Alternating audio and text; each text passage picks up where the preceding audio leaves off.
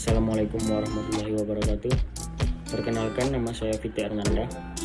Baiklah, di sini saya akan mereview apa saja sih yang saya ketahui dan saya pahami dari pertemuan ke-9 hingga ke pertemuan 14 di mata kuliah pengantar bisnis.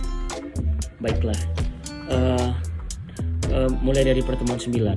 Pertemuan 9 bab 8, yaitu saya dan teman-teman mempelajari tentang bagaimana cara mengelola SDM dan hubungan tenaga kerja. Dalam manajemen SDM memiliki dua tugas perencanaan. Dalam dua tugas perencanaan itu salah satunya adalah analisis pekerjaan. Analisis pekerjaan memiliki dua bagian.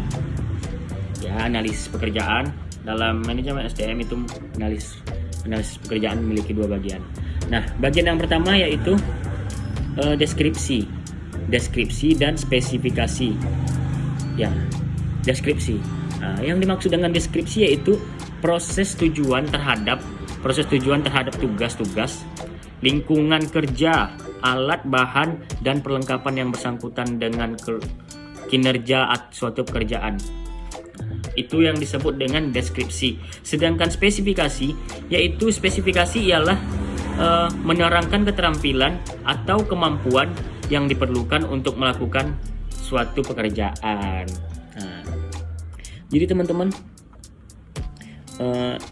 itulah arti dari deskripsi dan spesifikasi. Nah, dalam proses sumber daya manusia ada penawaran tenaga kerja yang memiliki dua tugas. Nah, apa saja di sini tugasnya? Yang pertama itu ialah mewakilkan penawaran internal, meramalkan penawaran internal yang dimana jumlah dan jenis karyawan ditentukan di waktu mendatang. Nah, jadi dalam proses sumber daya manusia ada penawaran tenaga kerja yang memiliki dua tugas, yaitu yang pertama adalah meramalkan penawaran internal. Nah, di sini meramalkan penawaran internal itu di mana jumlah dan jenis karyawan ditentukan di waktu mendatang. Jadi kita menentukan karyawan apa yang akan datang, karyawan apa saja itu ditentukan ketika suatu hari nanti atau hari yang akan datang gitu. Nah, juga itu meramalkan yang kedua itu meramalkan penawaran eksternal. Nah, apa di sini penawaran eksternal? Penawaran eksternal itu ya di mana jumlah karyawan diambil dari semua pasar tenaga kerja. Nah, jadi teman-teman, karyawan-karyawan ini kita rata-rata para perusahaan-perusahaan itu mengambilnya dari pasar tenaga kerja. Jadi pasar tenaga kerja ini adalah pasar yang menyediakan karyawan-karyawan yang berkualitas, yang memiliki potensi. Nah, dari situlah karyawan-karyawan diambil dari pasar tenaga kerja. Nah, kita lanjut selanjutnya ya. Sistem konvensi dan insentif dibagi menjadi 4. Nah, jadi sistem konvensi dan insentif ini dibagi menjadi 4 loh. Nah, yang pertama itu adalah upah. Apa itu upah? Upah adalah membayar tenaga kerja berdasarkan waktu. Setiap tenaga kerja itu memiliki upah dan batasan waktu. Misalnya digaji per bulan, per minggu, ataupun per hari. Nah, yang kedua adalah gaji. Gaji, apa yang dimaksud dengan gaji? Gaji adalah membayar tenaga kerja dan tanggung jawabnya. Gaji itu membayar tenaga kerja dan tanggung jawabnya, seperti makan atau yang lain-lainnya. Nah, seperti itu. Dan yang ketiga, ini adalah program insentif. Apa itu program insentif? Program insentif itu digunakan untuk memotivasi kinerja yang tinggi. Nah, memotivasi tenaga kerja yang tinggi. Nah, apa maksudnya di sini? Yaitu mewujudkan di mana seorang bekerja dari jam lebih.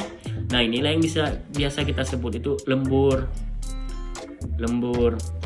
Nah, karena lembur itu kita mendapatkan insentif atau biaya tambahan atau yang biasa kita sebut adalah bonus. Oke, baiklah. Nah, yang keempat terakhir nih. Yang keempat itu adalah tunjangan. Apa itu tunjangan? Seperti pensiun sebagai jaminan masa tua atau asuransi. Nah, gitu teman-teman. Baiklah. Sekarang kita lanjut ke pertemuan ke-10 ya. Oke, teman-teman. Di pertemuan ke-10 yaitu bab ke-9 saya dan teman-teman mempelajari motivasi dan memilih karyawan. Apa sih yang maksud dengan motivasi dan memilih karyawan? Nah, yaitu mengendalikan sifat dan pentingnya kontrak psikologis dalam lingkungan kerja, yang dimana maksudnya hubungan baik antara karyawan dan majikan. Karena karyawan yang berkualitas harus punya majikan yang berkualitas juga, atau pemimpin yang berkualitas. Nah, di sini ini kita harus menjadi simbiosis mutualisme, yaitu saling menguntungkan. Karyawan menguntungkan leader atau pimpinan atau perusahaan, tapi tidak juga merugikan karyawan. Nah, begitu teman-teman. Yang kedua itu adalah kepuasan kerja dan semangat kerja. Nah, kepuasan kerja dan semangat kerja. Dalam kepuasan kerja, di mana tingkat kegembiraan pekerja mendapatkan kesenangan saat melakukan kegiatan dan memiliki semangat kerja yang tinggi. Nah, semangat kerja itu juga penting teman-teman, karena karyawan yang memiliki semangat yang tinggi itu akan menghasilkan sesuatu yang baik pula, karena kuantitas akan menghasilkan barang yang sangat berkualitas. Oke, teman-teman. Nah, semangat kerja dilihat dari bagaimana mereka memahami bahwa kebutuhan mereka tercapai. Nah, semangat kerja itu kita bisa melihat, wah, udah tercapai nih, udah goals. Kita tuh kalau karyawan itu punya goalsnya masing-masing. Kalau sesuatu yang diinginkan itu tercapai, ada rasa kesenangan tersendiri dalam diri kita. Nah, baiklah teman-teman, lanjut. Nah, ini tentang kepemimpinan ya. Kepemimpinan adalah motivasi orang lain untuk bekerja memenuhi tujuan tertentu. Pemimpin itu harus dicontoh. Pemimpin yang baik akan menghasilkan juga karyawan yang baik. Nah, begitu teman-teman. Karena pemimpin ialah yang patut dicontoh dan yang berdiri di depan ya. Nah, kepemimpinan itu memiliki 3 tujuan. Nah, apa aja itu? Oke, yang pertama itu adalah otoritas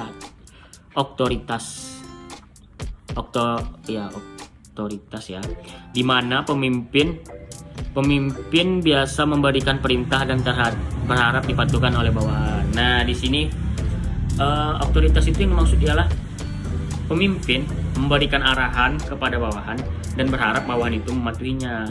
Nah, itu yang disebut otoritas teman-teman. Jadi pemimpin itu punya wewenang, punya hak untuk mengarahkan bawahan untuk melakukan suatu hal.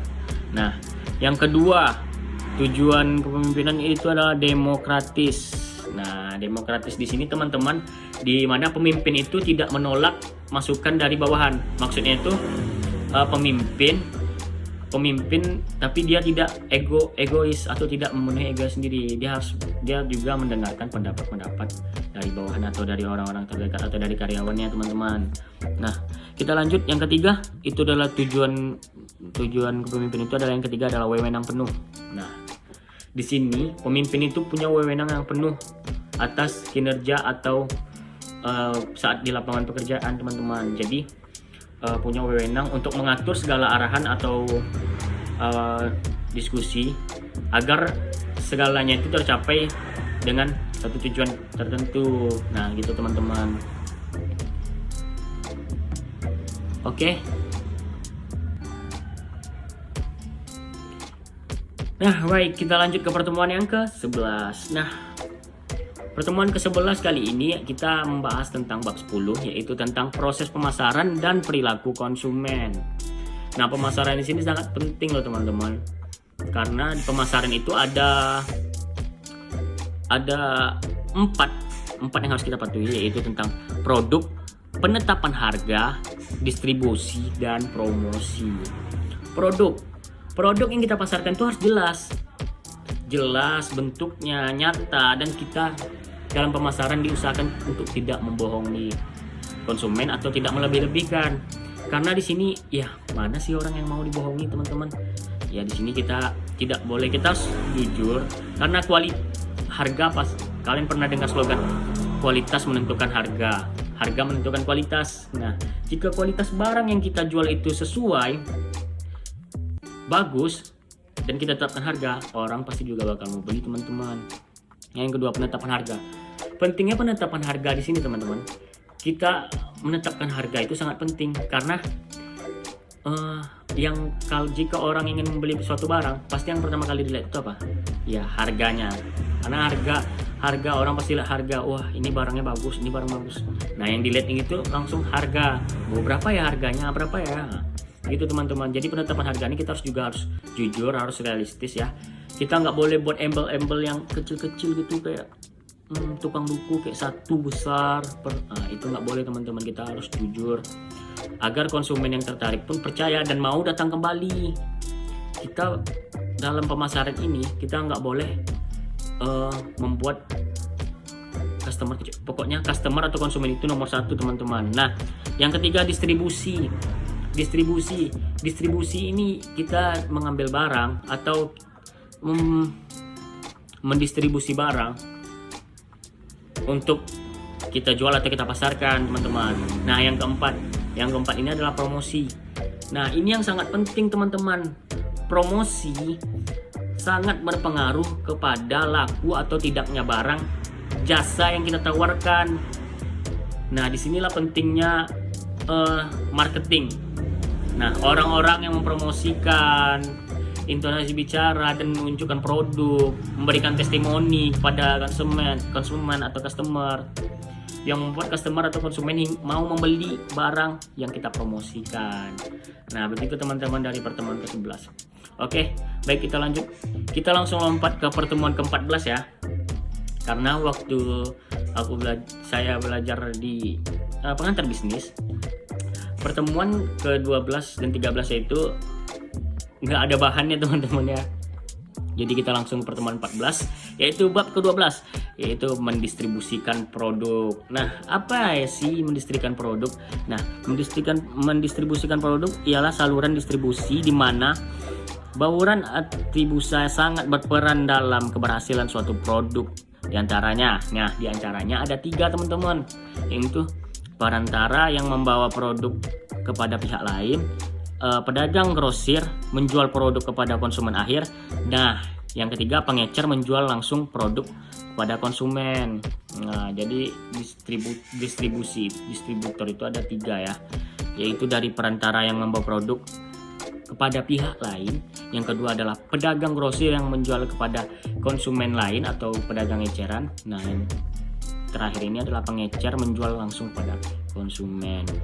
Nah, di sini ada juga strategi distribusi terbagi menjadi 3, yaitu disincentive, diseksklusif, dan diselektif.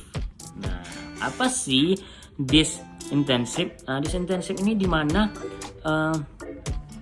mana saluran menuntut pendistribusian produk sebanyak mungkin. Nah, diseksklusif di mana produk memberi hak untuk mendistribusikan produknya ke sejumlah grosir dan pengecer. Nah, yang ketiga, diselektif di mana hanya memilih grosir dan pengecer untuk diberi perhatian khusus pada sebuah produk. Nah, jadi begitu teman-teman, apa yang saya pelajari dan saya pahami dari pertemuan ke-9 sampai ke pertemuan 14. Kurang dan lebihnya saya mohon maaf teman-teman. Wabillahi taufik wal hidayah. Wassalamualaikum warahmatullahi wabarakatuh.